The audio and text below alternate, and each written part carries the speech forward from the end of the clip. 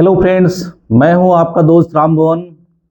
आपके अपने YouTube channel पे मैं आपका स्वागत करता हूं। आज की जो क्लास होगी वह समझ लीजिए टेंस की सबसे इजी क्लास होगी, जो आपके लिए बहुत ही इम्पोर्टेंट होगा। तो चलिए हम क्या करते हैं, क्लास को स्टार्ट करते हैं। पहली चीज़ तो मैं आपको ये बताना चाहूँगा कि अगर आपको ये लगता हो कि कोई वीडियो बहुत छोटा बन जाए तो ये बहुत गलतफहमी आपकी है, क्योंकि आप अगर छोटे वीडियो को देखेंगे तो उसमें जानकारी आपको उतना ज़्यादा नहीं दे मिलता है। तो इसलिए इम्पोर्टेंट होता है कि अगर आपको ज़्यादा जानकारी चाहिए तो आपको बड़े वीडियो देखना पड़ेगा, अगर आपको कम जानकारी चाहिए तो आपको छोटे वीडियो देखना पड़ेगा। अगर आपको ये लगता है कि छोटे वीडियो देखने से आपके क्या हो जाएंगे, आपकी पढ़ाई कंप्लीट हो जाएगी, तो ऐसे हम लोग को पढ़ते पढ़ते 35 वर्ष नहीं लग जाते हैं। तो चलिए, आपको कभी ये नहीं सोचना है, आपको अगर बड़े वीडियो ज्ञान प्राप्त होते तो आपको बड़े वीडियो को देख करके ज्ञान प्राप्त करना चाहिए। तो चलिए हम बिना देरी किए आपके वीडियो को स्टार्ट करते हैं। देखिए, पिछले क्लास की अगर हम बात करना चाहें तो पिछली क्लासों में हम लोगों ने क्या पढ़ लिया था। तो पिछले क्लास में मैंने आपको परसेंट इंडेफिनिट, पास्ट इंडेफिनिट और फ्यूचर इंडेफिनिट के बारे में बताया था। आज की जो क्लास आपकी होगी वो सभी कंटिन्यूअस टेंस के बारे में हम क्या करेंगे, जानेंगे। तो लीजिए स्टार्ट करते हैं क्लास। चलिए अब हम बात करेंगे, आज की जो हमारी क्लास होगी वो कंटिन्यूअस टेंस का होगा। मतलब इसको और भी अगर नाम करना चाहे तो आपके इसके और भी नाम हो सकते हैं। चलिए इसको आप प्रोग्रेसिव टेंस भी बोल सकते हैं, अगर आप बोलना चाहें तो इसको प्रोग्रेसिव टेंस भी कह सकते हैं। चलिए इसकी नाम और भी हो सकती है, मतलब अगर हम बात करें कंटिन्यूअस की तो इसका एक और नाम हो सकता है जिसको आप प्रोग्रेसिव टेंस भी कह सकते हैं। तो चलिए बात करते हैं कंटिन्यूअस क्या होता है। मतलब हम ऐसे इसमें ऐसे कार्यों का अध्ययन करते हैं, ऐसे सेंटेंस का अध्ययन करते हैं जिसमें कोई कार्य क्या रहता है, कंटिन्यू मतलब जारी रहता है। मतलब जो भी सेंटेंस आपको इसमें मिलते हैं, इसे इसमें जो भी सेंटेंस आपको मिलेंगे वो सारे कार्य क्या होते रहते हैं, सब जारी रहते हैं। तो ऐसे कार्यों का इसमें अध्ययन किया जाता है, इसलिए इसका नाम क्या रहता है, कंटिन्यूअस रहता है। तो चलिए हम बात करेंगे, इसको आप प्रोग्रेसिव टेंस भी कह सकते हैं, ये भी इसका नाम हो सकता है। तो चलिए अब हम बात करेंगे इसकी पहचान की। इसकी पहचान मतलब अगर हिंदी का कोई वाक्य है तो इसकी पहचान क्या हो सकती है। तो चलिए अगर हम हिंदी में बात करेंगे तो इसमें क्या होगा, कोई क्रिया लिखा होगा और क्रिया के बगल में क्या लिखा होगा, रह लिखा होगा। मतलब इसकी पहचान हिंदी में क्या होती है, मतलब क्रिया लिखा होगा और क्रिया के बगल में क्या लिखा होगा, रह लिखा होगा। मतलब कंटिन्यूअस की हिंदी में पहचान क्या हो जाएगी, मतलब कोई क्रिया होगा और क्रिया के बगल में क्या लिखा होगा, रह लिखा होगा। जैसे कि हम सेंटेंस लिख रहे हैं, जैसे देखिए मनीष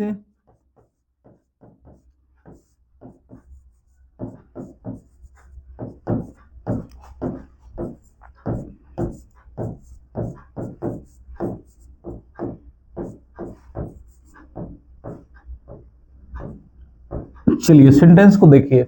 देखिए इसमें पहचान कंटिन्यूअस की पहचान क्या होगी, अगर हम बात कर लें तो कंटिन्यूअस की पहचान आपकी क्या होगी भाई, कंटिन्यूअस की पहचान क्या होती है, मतलब अंत से पहले आपको र लिखा मिलेगा। क्या मिलेगा, मतलब इस अंत वाले से पहले आपको र लिखा मिल जाए। यानी ये देखिए क्रिया आपका लिखा है, क्रिया लिखा ना, तो मतलब क्रिया के बगल में क्या लिखा होगा, क्रिया के बगल में रह लिखा होगा, तो समझ जाइए वो टेंस आपका क्या होगा, कंटिन्यूअस टेंस होगा। कंटिन्यूअस की पहचान क्या होती है, अगर हम फिर से देखने की कोशिश करें तो मतलब उसमें क्रिया यानी क्रिया लिखा, यानी अंत को छोड़ दीजिए, अंत से पहले आइए तो यहाँ पे क्रिया रहेगा, क्रिया के बगल में क्या लिखा होता है, रह लिखा होता है। जैसा कि यहाँ पे आपका लिखा हो, मनीष क्रिकेट खेल रहा है, मैं बाजार जा रहा हूँ, आप सो रहे हैं, आप किताब पढ़ रहे हैं, ऐसे जितने भी सेंटेंस होंगे सभी क्या हो जाएंगे, सभी कंटिन्यूअस के हो जाएंगे। तो शार्ट में आपने हिंदी में क्या पहचान इसका देखा, मतलब पहचान देखा कि कोई क्रिया लिखी होगी, कोई वर्ब होगा और वर्ब के बगल में हिंदी में क्या लिखा होगा, रह लिखा होगा। क्या लिखा होगा, रह से रिलेटेड, मतलब रहा, रही, रहे, मतलब ये सारे हो सकते हैं। तो ये सभी लिखे हैं, समझ जाइए आप कंटिन्यूअस टेंस लिखा है ना। अब चलिए अगर हम इसी की बात करें अंग्रेजी में, तो कोई सेंटेंस अगर अंग्रेजी में हो तो उसकी पहचान क्या होगी। तो अंग्रेजी में अगर उसकी पहचान की हम बात करके देखें तो आपको कुछ नहीं करना, बस सिंपल सा जो उसमें, जैसे यहाँ पे क्या लिखा है, वर्ब लिखा ना, तो सेम आपको अंग्रेजी में कोई क्रिया, जैसे मैंने गो लिख दिया और उसी में आपको क्या लगा होगा, इसी क्रिया में आपको आईएनजी ज्वाइन होगा। मतलब इसकी पहचान क्या, हर कंटिन्यूअस की पहचान होती है उसमें क्या लगा होगा, उसमें आईएनजी जरूर लिखा होगा। मतलब हर कंटिन्यूअस की पहचान क्या होगी, उसके वर्ब में क्या लगा होगा, आईएनजी लगा होगा। तो आप समझ जाइए कि वो भी कंटिन्यूअस आपका लिखा हुआ है, ठीक ना। तो चलिए हम क्या करते हैं, अब हम देखेंगे सारे टेंस को। अब हम बात करेंगे कि सारे टेंसों को देखते हैं। देखिए इसमें जो हम इस टेंस में बात करेंगे वो सारे टेंस को एक साथ बात करेंगे, मतलब प्रेजेंट कंटीन्यूअस की और पास्ट कंटीन्यूअस की और फ्यूचर कंटीन्यूअस की। देखिए अगर अंत में ह लिखा होगा, देखिए अगर अंत में ह लिखा होगा, क्योंकि ह किसकी पहचान होती है, प्रेजेंट की ना। आपको मैंने बताया था जो अगर अंत में है लिखा होगा तो क्या होगा, प्रेजेंट। यानी इसको देखेंगे पीछे से तो क्या बोलेंगे, प्रेजेंट, और इसको क्या बोलेंगे, कंटीन्यूअस। देखिए क्या बन गया, यानी किसी भी वाक्य के अंत में अगर आपको रहा है, रही है, रहे हैं लिखा हो, मतलब कोई भी वाक्य होगा अगर अंत में रहा है, रही है, रहे हैं लिखा हो, तो समझ जाइए आपका जो टेंस होगा वो प्रेजेंट कंटीन्यूअस होगा, ठीक ना। तो चलिए अब देखते हैं, ये प्रेजेंट कंटीन्यूअस की बात हो गई। अगर इसी की जगह मतलब इसको हटा करके हम क्या करें, यहाँ पर थ लिख दे, मतलब इसको हटा के क्या लिख दे, थ। जैसे मनीष क्रिकेट खेल रहा था, तो अगर सेंटेंस के पीछे आपका क्या लिखा होगा, था लिखा होगा, तो समझ जाए थ से रिलेटेड तो आपका जो टेंस होगा वो क्या होगा, वो पास्ट टेंस होगा। मतलब देखिए अगर इस है को हटा करके, देखिए बात हम कर लें, अगर इस है को हटा करके, इस है को हटा करके इसकी जगह हम क्या लिख दें, थ लिख दें, है को हटा करके थ लिख दें, तो थ किसकी पहचान हो जाएगी, पास्ट टेंस की। मैंने आपको बताया था, पहले इस वीडियो को देख लेंगे। तो थ किसकी पहचान होगी, पास्ट की। तो यानी ये पास्ट हो गया, और इसके पहले आप पाएंगे क्या लिखा है, कंटिन्यूअस। तो क्या बन गया, पास्ट कंटिन्यूअस। किसी भी टेंस को देखने के लिए आपको आगे से नहीं पीछे से देखना है। यानी देखिए थ लिखा होगा तो क्या है, पास्ट, और र लिखा है तो क्या है, कंटिन्यूअस। तो क्या बन गया आपका, पास्ट कंटिन्यूअस बन गया, ठीक ना।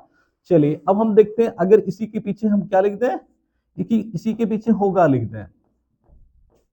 अगर इसी के पीछे हम होगा लिख दें, मतलब था को हटा के होगा लिख दें यहां पर, तो क्या होगा, देखिए अगर मैं इसी के पीछे होगा लिख दूं, जैसे मरीज क्रिकेट खेल रहा होगा, तो देखिए अगर किसी भी टेंस के पीछे होगा लिखा हो, होगी लिखा होगा, होंगे लिखा होगा, तो समझ जाइए जिस टेंस में होगा लिखा होगा वो आपका जो टेंस होता है, आपका जो टेंस होता है वो क्या होगा, वो आपका फ्यूचर टेंस हो जाएगा, फ्यूचर, फ्यूचर।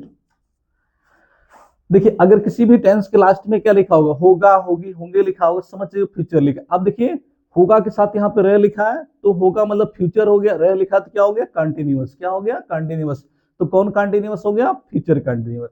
तो शार्ट में मैंने क्या देखा, शार्ट में देखिए अगर रह के साथ ह लिखा होगा, रह के साथ ह लिखा होगा, तो ये कौन होगा, ये परसेंट और ये कंटिन्यूअस है। यानी परसेंट कंटिन्यूअस क्या बन गया आपका, परसेंट कंटिन्यूअस। यानी रहा है, रही है, रहे हैं लिखा होगा तो आपको परसेंट कंटिन्यूअस होगा। अगर इसी को हम रह प्लस थ लिख दें, मतलब रहा था, रही थी, रहे थे लिख दें, तो क्या होगा, पास्ट कंटिन्यूअस। अगर इसी को हम क्या कर दें भाई, इसी को हम अगर रह प्लस होगा लिख दें, होगा से संबंधित रह प्लस होगा, मतलब रहा होगा, रही होगी, रहे होंगे, तो आपका फ्यूचर कंटिन्यूअस हो जाएगा। मतलब अगर हम तीनों टेंस को पहचानने की कोशिश करें तो तीनों टेंस की पहचान आप ऐसे कर सकते हैं। अगर किसी भी वाक्य के अंत में रह प्लस है लिखा होगा तो परसेंट कंटिन्यूअस, क्योंकि ये देखिए है हो गया परसेंट, रह होगा कंटिन्यूअस। अगर रह प्लस थ लिखा होगा, नहीं रहा था, रही थी, रहे थे लिखा होगा, क्या होगा, पास्ट, पास्ट कंटिन्यूअस। अगर आपको रह प्लस होगा लिखा होगा तो क्या होगा, फ्यूचर कंटिन्यूअस। तो मतलब आपने शॉर्ट में ये देखा, रह प्लस है तो प्रेजेंट कंटिन्यूअस, रह प्लस है तो पास्ट कंटिन्यूअस, रह प्लस होगा होगा तो क्या होगा, फ्यूचर कंटिन्यूअस। मतलब आपको कुछ नहीं बदलता। किसी भी टेंस अगर हिंदी में देखिए तो इसको हेल्पिंग वर्ब बोलते हैं। ये क्या होती है, हिंदी की सहायक क्रिया होती है। ये हिंदी की क्या होती है, हिंदी की सहायक क्रिया। बस ये सहायक क्रिया हिंदी में क्या हो जाती है, बदल जाती है, तो आपका टेंस क्या हो जाता है, बदल जाता है।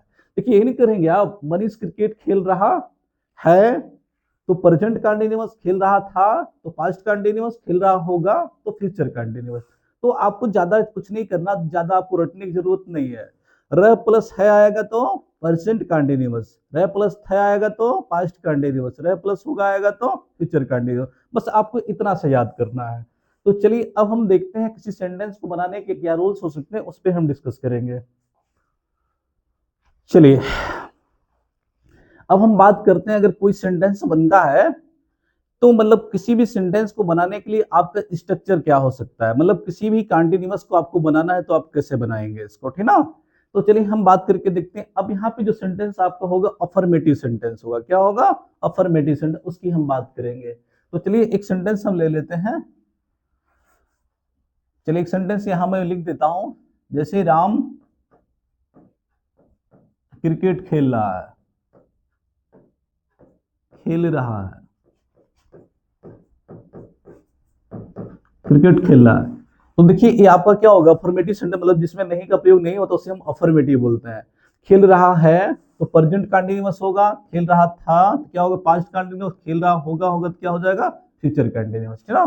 तो हम तीनों को क्या करेंगे? एक साथ बनाने की कोशिश करते हैं। चलिए इसको सीखते हैं कैसे बनेगा तीनों एक साथ, ठीक ना।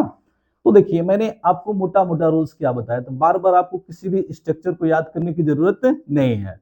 मतलब अंग्रेजी आप रट करके नहीं सीख सकते हैं, सिर्फ आप समझ के इसको समझिए, ब्रेन में रखिए और इसको तुरंत आपको अंग्रेजी आ जाएगी। तो देखिए क्या करना होगा आपको, मतलब देखिए दुनिया का कोई भी, मैंने बताया अंग्रेजी का कोई भी आप सेंटेंस लिखते हैं तो सबसे पहले आपका स्ट्रक्चर क्या हो सकता है? जब भी लिखेंगे तो आप सबसे पहले सब्जेक्ट लिखेंगे। क्या लिखेंगे? सब्जेक्ट।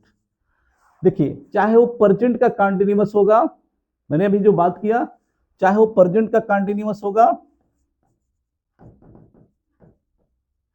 चलिए अगर वो प्रेजेंट का कंटीन्यूअस है तो भी आप क्या करें? प्रेजेंट कंटीन्यूअस है तो भी आप सब्जेक्ट को पहले लिखेंगे, पास्ट कंटीन्यूअस है तो भी सब्जेक्ट को पहले लिखेंगे, अगर फ्यूचर कंटीन्यूअस है तो भी क्या होता है? तो भी सब्जेक्ट को हम पहले लिखते हैं। मतलब कोई भी सेंटेंस हम बनाते हैं तो क्या करते हैं, आपको बताया क्या गया? कोई भी सेंटेंस आप बनाते हैं तो क्या करते हैं? सबसे पहले किसको लिखते हैं? सब्जेक्ट को लिखते हैं। किसको लिखते हैं? सब्जेक्ट को। तो आपको पता है इसको जब लिखते हैं तो इसको याद करने की कोई जरूरत नहीं, कोई सेंटेंस लिखेंगे सबसे पहले आप किसको लिखेंगे? सब्जेक्ट को लिख देंगे, ठीक ना। चलिए अब हम दूसरी बात करें, अगर हम सबसे पीछे चले जाते हैं तो जो सबसे पीछे लिखा जाता है वो लिखा जाता है ओ फॉर, कर लीजिए, ओ फॉर क्या कर लेंगे? ओ मतलब अंडा, इसको क्या बोल लीजिए? अंडा बोल लीजिए, ठीक है। ये पीछे क्या लिखेंगे आप? अंडा बना देंगे। ओ फॉर ऑब्जेक्ट, क्या हो गया आपका? ऑब्जेक्ट हो गया, ठीक ना। देखिए आपको क्या क्या नहीं याद करना है, क्योंकि आपको पहले से पता है कि सब्जेक्ट को हम क्या करते हैं? वाक्य के पहले लिखते हैं, तो इसको याद करने की जरूरत नहीं है। आपको ये भी पता है कि ऑब्जेक्ट को हम क्या करते हैं? वाक्य के पीछे लिखते हैं, तो इसको भी याद करने की जरूरत नहीं है। ना तो आपको सब्जेक्ट याद करना है, ना तो आपको क्या करना है? ऑब्जेक्ट। ये मान के रखिए इसमें नहीं लिखा है, ठीक ना। अब चलिए आपको और भी कंडीशन हम इसकी बात कर लेते हैं। अभी हम बताएं कि जब ये टेंस आपका कॉन्टिन्यूअस होगा, क्या होगा? कॉन्टिन्यूअस। तो कॉन्टिन्यूअस की पहचान मैंने आपको अंग्रेजी में बताई। अंग्रेजी में कॉन्टिन्यूअस की पहचान क्या बताई? कि जो आपका वर्ब होगा, सभी वर्ब लिखा जाएगा,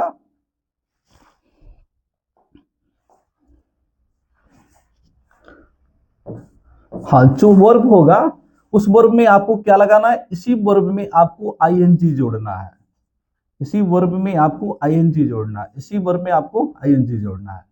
अभी तो मैंने कॉन्टिन्यूअस को आपको पहचान बताई ना कि कॉन्टिन्यूअस की पहचान क्या होती है। अगर हिंदी में पहचान थी तो रह प्लस है था, लेकिन अगर अंग्रेजी में कॉन्टिन्यूअस की पहचान की बात किया जाए तो कुछ नहीं करना आपको, सिंपल सा एक तरीका है। जो वर्ब लिखा होगा, वर्ब का फर्स्ट फॉर्म अक्सर होता है, वर्ब का फर्स्ट फॉर्म, वर्ब का फर्स्ट फॉर्म और वर्ब का फर्स्ट फॉर्म, मतलब कुछ नियम इसके होते हैं, उसको बाद में हम बताएंगे आपको। फिलहाल आप यही देखेंगे कि जो वर्ब का फर्स्ट फॉर्म होगा तो इसमें आप क्या जोड़ देंगे? आईएनजी जोड़ देंगे, क्योंकि मैंने आपकी बताया ना कि अंग्रेजी में कॉन्टिन्यूअस की पहचान क्या होती है? वर्ब में आईएनजी लगा होगा। तो भाई ये भी कॉन्टिन्यूअस होगा। यहाँ पे जब हम बात करेंगे तो हम बात करेंगे प्रेजेंट कॉन्टिन्यूअस की, पास्ट कॉन्टिन्यूअस की, और क्या होगी? Future continuous. सभी के रूल्स एक साथ लेंगे हम उसको, ठीक ना। तो देखिए जितने भी कॉन्टिन्यूअस होते हैं, सभी कॉन्टिन्यूअस के लिए जो वर्ब होता है वो हमेशा किसमें होता है? आईएनजी फॉर्म में होगा। तो चाहे वो प्रेजेंट का कॉन्टिन्यूअस होगा तो भी वर्ब में आईएनजी होगा, अगर आपका पास्ट का कॉन्टिन्यूअस है तो भी वर्ब में आईएनजी होगा, अगर आपका फ्यूचर का कॉन्टिन्यूअस है तो भी वर्ब में क्या होगा? आईएनजी होगा। बात आपको समझ में आ गई? तो चलिए अब देखिए करना क्या, आपको क्या याद करना है वो देख लीजिए। अब जो यहाँ पे आएगा वो हेल्पिंग वर्ब आएगा, सहायक क्रिया। बस आपको जो याद करना वो सहायक क्रिया याद करनी है। देखिए अगर प्रेजेंट वाला होगा यानी रह प्लस है वाला होगा, रह प्लस है, अगर रह प्लस है वाला होगा तो आप यहाँ पे लिखेंगे इज, यम और आर। इसे मार याद कर लेंगे, इसे मार मतलब इसे मार आप इसको लिख लेंगे, ठीक ना। अगर पास्ट वाला होगा यानी रह प्लस थे वाला, रह प्लस थे वाला सेंटेंस होगा तो आप यहाँ पे क्या लिखेंगे, वाच और बेयर लिखेंगे, वाच और वर लिख देंगे। बेयर भी पढ़ते हैं और वर भी इसको बोल सकते हैं। अगर ये फ्यूचर होगा तो आप यहाँ पे क्या लिखेंगे, बिल लिखेंगे और फिर क्या लिखेंगे, सेल लिखेंगे, बिल और सेल। फिर मैंने बताया था जो आपका बिल और सेल होता है कौन सा वर्ब होता है, मॉडल वर्ब होता है। मैंने आपको पहले ही बताया था जो बिल और सेल होता है वो मॉडल वर्ब होता है, और इसके बाद जो क्रिया आपकी आती है वो हमेशा फर्स्ट फॉर्म में आती है। मतलब जो ये मॉडल, बिल और सेल क्या होता है, मॉडल वर्ब होता है, इसके बाद जो क्रिया होती है वो क्या होती है, फर्स्ट फॉर्म में आती है। तो देखिए अब यहाँ पे आपको आईएनजी फॉर्म करना है। जब भी मॉडल वर्ब के बाद आपको फॉर्म चेंज करना हो किसी भी क्रिया के, तो आपको कुछ नहीं करना है, यहाँ पे इसके मॉडल वर्ब के बाद आपको बी लगाना होता है। क्या लगाना होगा, बी। देखिए मॉडल वर्ब के बाद आप क्या, जब भी आपको, क्योंकि आपको पता है ना मॉडल वर्ब के बाद क्रिया किसमें आती है, फर्स्ट फॉर्म में, लेकिन जब इसके फॉर्म को आपको चेंज करना हो, क्योंकि मुझे आईएनजी फॉर्म में चाहिए, तो हम क्या करेंगे, जब तक बी नहीं लगाएंगे तब तक ये चेंज नहीं होगा। अब इसके बाद आप क्या कर सकते हैं, इसका आईएनजी फॉर्म लिख सकते हैं और थर्ड फॉर्म में लिख सकते हैं, कोई दिक्कत नहीं आपके लिए, ठीक ना। तो चलिए ये आपका हो गया परसेंट कॉन्टिन्यूअस के सभी फॉर्मूले एक साथ लिख दिए गए, ठीक ना। देखिए ये आपका हो गया परसेंट कॉन्टिन्यूअस, मतलब इसमें हम प्रेजेंट कॉन्टिन्यूअस का रूल देखेंगे, PC present continuous, past continuous और फिर क्या होगा, फ्यूचर कॉन्टिन्यूअस, ठीक ना। अब देखिए हमने देखा क्या क्या देखा, अब हम देखेंगे जो तीनों टेंस होता है, प्रेजेंट कॉन्टिन्यूअस, पास्ट का, फ्यूचर, क्या क्या इसमें समान होते हैं। तो आपको क्या मिलेगा, देखिए आपको पता है कि तीनों टेंसों में क्या होते हैं, सब्जेक्ट आपको क्या मिलते हैं, सब्जेक्ट आपको कॉमन मिलते हैं, मतलब सब्जेक्ट में आपको कोई परिवर्तन नहीं करना है। आपका जो ये वर्ब लिखा है, वर्ब में आईएनजी, क्योंकि सभी कंटिन्यूअस होंगे तो इसमें भी आपको क्या करना, कोई परिवर्तन नहीं करना है। और जो आपका ऑब्जेक्ट लिखा होगा इसमें भी कोई परिवर्तन आपको नहीं करना है।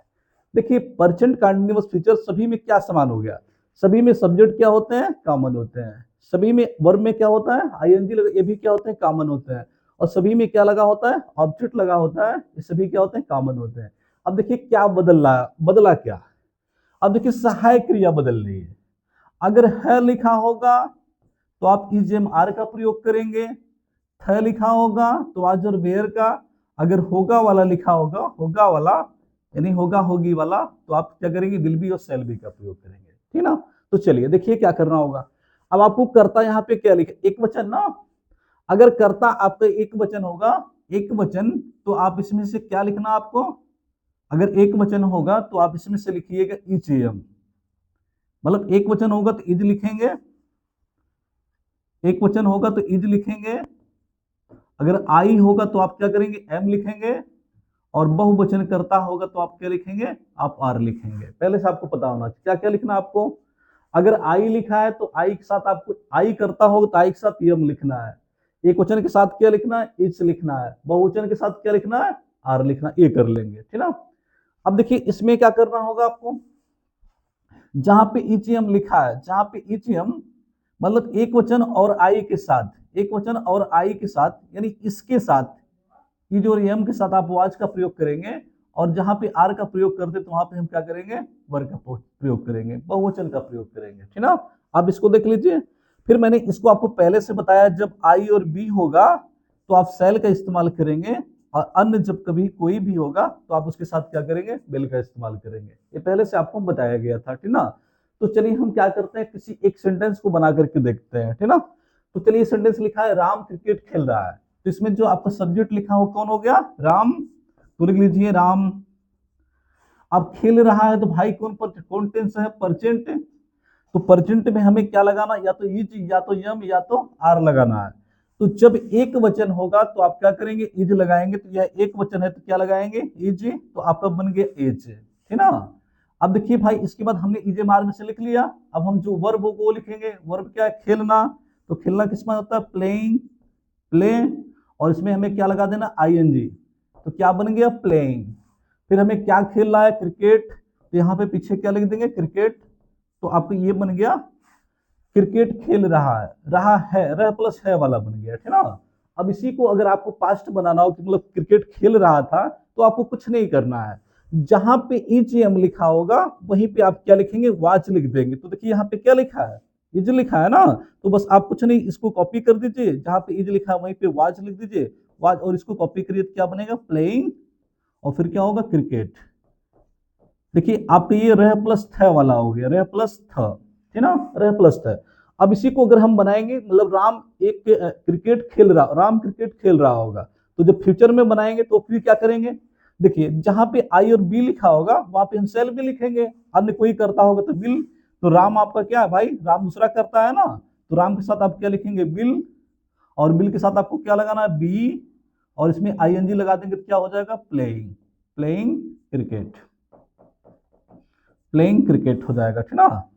तो देखिए इसमें क्या किया आपने, क्या किया सेंटेंस को, देखिए क्या क्या बदला, प्रेजेंट था तो आपने इज लिखा, पास्ट था तो वाज लिखा, और ये था बस, बाकी कोई परिवर्तन आपको नहीं होता है। अगर हम देखेंगे कभी सेंटेंस में तो आपके सेंटेंस में कोई दिक्कत आपको नहीं होती है, ठीक ना। तो चलिए एक बात और हम कर लेते हैं इसमें, कि अगर इसी सेंटेंस को आपको नेगेटिव करना हो, चलिए इसी सेंटेंस को आपको नेगेटिव करना हो, अगर हम बात कर लें इसी सेंटेंस को आपको नेगेटिव करना हो, नेगेटिव सेंटेंस, मतलब राम, छोटा सा ले लीजिए, राम घर नहीं जा रहा है, नहीं जा रहा है। चलिए इसमें देखिए घर लिखा और क्या लिखा, नहीं लिखा, मतलब नहीं, नेगेटिव सेंटेंस का मतलब नहीं लिखा होगा। तो देखिए किसी भी सेंटेंस को नेगेटिव बनाने के लिए आप क्या कर दे, देखिए मैंने क्या किया था, प्रेजेंट कॉन्टिन्यूअस, पास्ट कॉन्टिन्यूअस, और क्या लिखा था, फ्यूचर कॉन्टिन्यूअस। ये आपका रूल्स था ना, मैंने एक सब में क्या लिखा, सब्जेक्ट,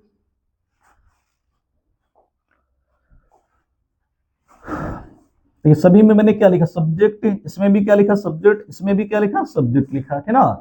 फिर मैंने क्या लिखा था भाई, अगर इसके बाद देखिए सहायक क्रिया, प्रेजेंट वाले में हमने लिखा था इज, यम, आर, और इसमें क्या लिखा था, वाच और बेयर, और इसमें क्या लिखा था, बिल, और फिर क्या लिखा था, सेल, और प्लस क्या लिखा था, प्लस बी लिखा था, ठीक ना, बे। और फिर हमारा क्या आया था, अगर हम बात कर लें,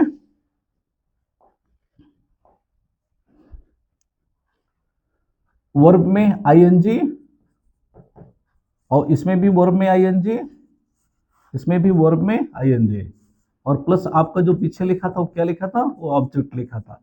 मतलब ये पीछे वाले में हमने देखा, इस सेंटेंस को मैंने पीछे वाले में देखा, ठीक ना। तो चलिए आपको क्या करना है, देखिए ये हमने पीछे आपको बताया है, ठीक ना। अब कोई सेंटेंस अगर आपको नेगेटिव बनाना है तो आप क्या करेंगे, मैंने आपको बताया था, तो आपको कुछ नहीं करना, नेगेटिव का मतलब आपको इसमें क्या लिखना है, नॉट लिखना है, क्या लिखना है, नॉट लिखना है। मैंने आपको बताया जब कोई सेंटेंस नेगेटिव बनाएंगे तो आपको क्या लिखना है, नॉट लिखना है। तो नॉट लिखने में हम क्या करते हैं भाई, नॉट जो होता है किसका मित्र होता है, सहायक क्रिया का, किसका मित्र होता है, सहायक क्रिया का। तो किसके बगल में बैठेगा, क्योंकि मित्र होता है किसके बगल में बैठता है, मित्र के बगल में ना, तो नाट किसके बगल में बैठेगा, मित्र के बगल में। तो भाई नाट ये तो सहायक क्रिया, हाई उसके मित्र हो गए, हाई मित्र हो गए ना, ये भी मित्र हो गया। तो नाट जब बैठेगा कहाँ बैठेगा, मतलब इसके बगल में बैठ जाएगा, यहाँ बैठ जाएगा, तो आपका यहाँ नाट हो जाएगा। अब चलिए देखिए नीचे वाले सेंटेंस में, यह भी सहायक क्रिया है, और ये भी आपकी क्या, ये भी सहायक क्रिया है ना। तो देखिए अगर हम नाट के, अगर आप कहाँ बैठाएंगे, अगर आप नाट को पीछे बैठा देते हैं, मान लो हाई बैठा दिए नाट को, क्योंकि भाई क्या होगा, नाट, नाट इसका भी मित्र होगा और इसका भी। तो जैसे नाट को आप इसके बगल में बैठाएंगे तो भाई क्या होगा, भाई अपना मुंह फुला लेगा, फुला लेगा, कैसे फुला लेगा, कि भाई उसको ज्यादा मानता है, हमको नहीं मानता है, तो कहेगा कि इससे ज्यादा इसकी दोस्ती है और हमसे दोस्ती नहीं है। तो अभी क्या कर लेता है, नाट कहता है कि भाई हम क्या करेंगे, हम तुम्हारी भी दोस्ती नहीं तोड़ेंगे, हम कहाँ बैठ जाते हैं, बीच में बैठ जाते हैं, कहाँ बैठ जाते हैं, बीच में। यानी इसका भी दोस्त बना रह जाएगा, और क्या होगा, इसका भी दोस्त, दोनों के बीच में बैठ कर क्या होता है, दोनों की दोस्ती कायम रखता है। यानी जब किसी सेंटेंस में एक से अधिक सहायक क्रिया आ जाएंगी, मतलब जब किसी सेंटेंस में एक से अधिक सहायक क्रिया आ जाती है, तो नाट का जो प्रयोग होता है वो पहली सहायक क्रिया के बाद में होता है। कहाँ होता है, पहली सहायक क्रिया के बाद में होता है, कुछ नहीं करना। अब देखिए आपको इसी में बनाना ना, तो आप क्या कर लेंगे, मान लीजिए राम, कुछ नहीं करना, बस आपको जहां लिखो Ram is not, not going, देखिए राम इज नॉट गोइंग ऐसा लिख देंगे, यहाँ पे वाज नॉट गोइंग लिख देंगे, यहाँ पे विल, और यहाँ पे नॉट बी गोइंग लिख देंगे। बस सिंपल सा तरीका, बस आपको इतना करना है, ठीक ना। चलिए ये कर लिए। अब आपको मैंने क्या बताया, एक और देख लीजिए आपको क्या करना उसको देख लीजिए। चलिए मैंने आपको बताया था S R no type, S R no type, S R no type क्या होते हैं भाई, एस आर नो टाइप वो सेंटेंस होते हैं जिसमें क्या शब्द क्या होता है, पहले होता है या तो या तो अंत में होता है, जैसे क्या मोहन जा रहा है। चलिए, या तो क्या, ये क्या शब्द आपका पीछे भी हो सकता है, ठीक ना। तो मतलब जब किसी सेंटेंस को आपको क्या करना हो, जब किसी भी सेंटेंस को आपको यस या नो टाइप करना हो, कौन टाइप करना हो आपको, यस या नो टाइप करना हो, तो आपको कुछ नहीं करना हो। तो देखिए, आपको देखिए यहाँ पे जब भी हम कोई सेंटेंस लिखते हैं ना, मान लो प्रेजेंट कंटीन्यूअस होगा तो क्या होगा, पास्ट होगा तो क्या होगा, और फ्यूचर कंटीन्यूअस होगा तो क्या होगा। अगर हम बात करके देखें तो आपको देखिए, हम सबसे पहले सब्जेक्ट लिखते थे, सब्जेक्ट लिखते थे और सब्जेक्ट लिखते थे, और यहाँ पे जो लिखते थे वो क्या लिखते थे, सहायक क्रिया लिखते थे। क्या लिखते थे, सहायक क्रिया लिखते थे, यही ना। मतलब यहाँ पे बगल वाले जैसे ईजीएम जो लिखे थे वो क्या था, ईजीएम आर सहायक क्रिया, बाज और क्या था, सहायक क्रिया, और बिल बी और सेल बी क्या था, बिल और सेल प्लस बी क्या था, सहायक क्रिया, ठीक ना। देखो, जब हम किसी भी सेंटेंस को यस या नो टाइप करते हैं, देखिए हमने अब इससे पहले यही लिखा था, लेकिन जब किसी सेंटेंस को आपको यस या नो किसी भी टेंस का हो, अगर आपको उसको यस या नो टाइप मतलब लिखना है, तो आपको क्या करना है, कुछ नहीं करना रहता है। इसी सहायक क्रिया को उठा के आप कर्ता से पहले लिख दीजिए, कर्ता से पहले लिख दीजिए, कर्ता से पहले लिख दीजिए। मतलब किसी भी सेंटेंस को अगर आपको यस या नो टाइप करना है तो क्या करना होगा भाई, जो सहायक क्रिया, जैसे मैंने क्या लिखा, जैसे मैं इसको लिख दूं, Mohan is going, Mohan is going, अगर मैं यही लिख रहा हूं ना, मोहन इज गोइंग, तो अगर आपको इसको क्या करना है, इसको यस या नो टाइप करना है, तो कुछ मत करिए, बस सिंपल सा तरीका है। भाई जो इज लिखा है, जो इसको इज को उठा करके कहां लिख देंगे, तो इसको उठा के पहले और पीछे क्या करेंगे, क्वेश्चन मार्क लगा देंगे। क्या समझे, मतलब किसी भी सेंटेंस को अगर आपको यस या नो टाइप करना है, तो आप क्या करेंगे, जो इसकी सहायक क्रिया होती है उसको उठा के कहां लिख देना होता है, कर्ता से पहले, और जो पीछे रहता वो आप क्या लगा देते हैं, आप क्वेश्चन मार्क लगा देते हैं, पीछे वाले में क्या लगा देंगे, क्वेश्चन मार्क। तो आपको कौन टाइप होगा, यस या नो टाइप हो जाएगा, ठीक ना।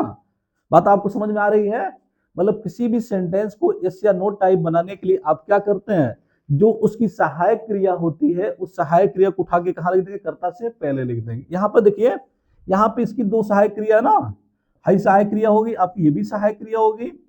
तो जब किसी सेंटेंस पे एक से अधिक सहायक क्रिया हो, तो उसकी जो पहली सहायक क्रिया होती है इसको उठा के हम पहले लिखते हैं।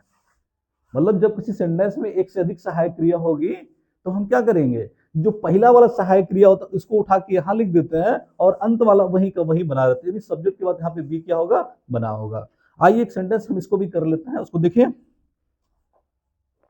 देखिए जैसे मैंने क्या लिख दिया, क्या मोहन पढ़ रहा है, छोटा सेंटेंस आप देख लीजिए, बस लॉजिक समझिए। तो आप इसको बनाएंगे तो क्या बनेगा भाई, इज, क्योंकि प्रेजेंट में है मोहन रीडिंग, इस मोहन रीडिंग, इसी को पास्ट में बनाएंगे तब क्या होगा, जहां पे इज लगा वहां पे क्या लगा देंगे, was Mohan reading, was Mohan reading. अगर इसी को आपको फ्यूचर में बनाना होगा तो विल, फिर मोहन, और आपका जो बी था वो इधर था ना, बी, और यहाँ पे क्या बना लेंगे, रीडिंग, विल मोहन रीडिंग। बात आपको समझ में आ गई। इस टाइप से आपका होगा सेंटेंस आपका बन जाएगा, ठीक ना। अब चलिए, अगर आपको इसी में वाई टाइप बनाना है, वाई टाइप का मतलब जिसमें प्रश्नवाचक शब्द क्या, मोहन कहाँ जा रहा है, कहाँ पढ़ रहा है।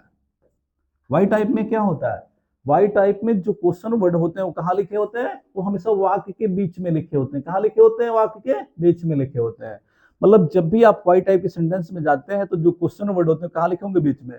जैसे मोहन कहाँ पढ़ रहा है, कब पढ़ रहा है, कैसे पढ़ रहा है, क्यों पढ़ रहा है, ये सारे सेंटेंस आपके कौन हो जाएंगे, वाई टाइप हो जाएंगे। तो आपको इसमें आपको ज्यादा दिमाग लगाने की कोई जरूरत नहीं, बस इसकी ट्रिक क्या होती है, कुछ नहीं करना। जो ये क्वेश्चन वर्ड होते हैं, मतलब कहाँ, कब, कैसे, बस जैसे ये सेंटेंस होगा ना, सेंटेंस ऐसे लिखा होगा, इसी क्वेश्चन को क्या करेंगे, क्वेश्चन वर्ड की अंग्रेजी आप क्या कर लेंगे, क्वेश्चन वर्ड की अंग्रेजी से पहले लिख देंगे। अब हम इसमें क्या लिख देंगे, सभी में लिख देंगे वेयर, क्या लिख देंगे, वेयर। मतलब वेयर इज मोहन रीडिंग, मतलब मोहन कहाँ पढ़ रहा है। अब ऐसे लिखेंगे, Mohan where was Mohan reading, Mohan कहाँ पढ़ रहा था। अब यहीं पे लिखेंगे, where will Mohan be reading, Mohan कहाँ पढ़ रहा होगा। तो आपका सेंटेंस क्या हो जाएगा, इसमें आपका डब्ल्यू एच टाइप बन जाएगा, ठीक ना। तो मैंने क्या देखा, शॉर्ट में मैंने क्या देखा, शॉर्ट में मैंने देखा कि जब आपका यस या नो टाइप सेंटेंस होगा, मतलब किसी भी सेंटेंस को प्रश्नवाचक करने के लिए, मतलब किसी भी सेंटेंस को आपको प्रश्नवाचक करना होगा तो क्या करना होगा, कर्ता से पहले सहायक क्रिया आपको जरूर लिखनी होगी, ठीक ना। अगर मैं बात करूं why Mohan is reading, why Mohan is reading, तो आप बताइए क्या ये सेंटेंस प्रश्नवाचक है? क्यों नहीं प्रश्नवाचक है? क्योंकि जो इसकी सहायक क्रिया, इसको कहाँ होना चाहिए, यहां होना चाहिए ना, यहां होना चाहिए। जब यहां रहेगा तभी वो प्रश्नवाचक होगा, ये नहीं कि आप इसको लगा दिए तो प्रश्नवाचक हो गया, ठीक ना। तो प्रश्नवाचक होने के लिए कंडीशन भी होती है कि जो सहायक क्रिया होगी वो कहाँ लिखी जाएगी, कर्ता से पहले लिखी जाएगी, तभी वो सेंटेंस क्या होगा, प्रश्नवाचक होगा। जैसा कि सेंटेंस प्रश्नवाचक आपका नहीं है, इसको प्रश्नवाचक करने के लिए आपको क्या करना होगा, वाई और इज को इधर ले लेंगे, फिर क्या कर लेंगे, मोहन, फिर यहाँ पे लिख देंगे रीडिंग, ठीक ना। तो इस टाइप से क्या सेंटेंस आपके प्रश्नवाचक बन जाएंगे। तो चलिए उम्मीद करते हैं ये वीडियो आपको अच्छी तरीके से समझ में आ गया, समझ में आ चुका होगा, क्योंकि मैंने इसमें तीनों टेंस को कवर करने की कोशिश की है। तो अगर आपको लगता है कि शार्ट में पढ़ाई हो सकती तो इतना ही पढ़ाई हो सकता है, ठीक ना। अगर आपको इसको डिटेल में देखना होगा तो इसका मैं एडवांस क्वालिटी का, एडवांस टाइप का वीडियो बनाऊंगा, इसको मैं आपको बाद में बताऊंगा। Thank you for watching.